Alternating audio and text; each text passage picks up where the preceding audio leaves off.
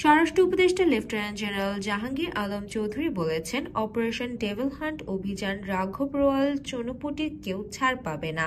যারা শয়তান তারাই ডেভিল হান্টে ধরা পড়বে। আইনশৃঙ্খলা রক্ষা বাহিনী কর্মকর্তারাও ছাড় পায়নি।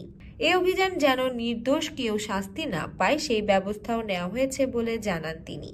সোমবার রাজশাহী বিভাগের বিভিন্ন দপ্তরের কর্মকর্তাদের সঙ্গে সার্বিক আইনশৃঙ্খলা পরিস্থিতি সংক্রান্ত মতবিনিময় সভা শেষে গণমাধ্যম কর্মীদের একথা বলেন উপদেষ্টা। বেলা 11:30 থেকে দুপুর 1টা পর্যন্ত রাজশাহী জেলার প্রশাসকের সম্মেলন কক্ষে এ সভা অনুষ্ঠিত হয়। স্বরাষ্ট্র উপদেষ্টা বলেন, অপারেশন ততদিন চলবে যতদিন ডেভিল মুক্ত না হবে।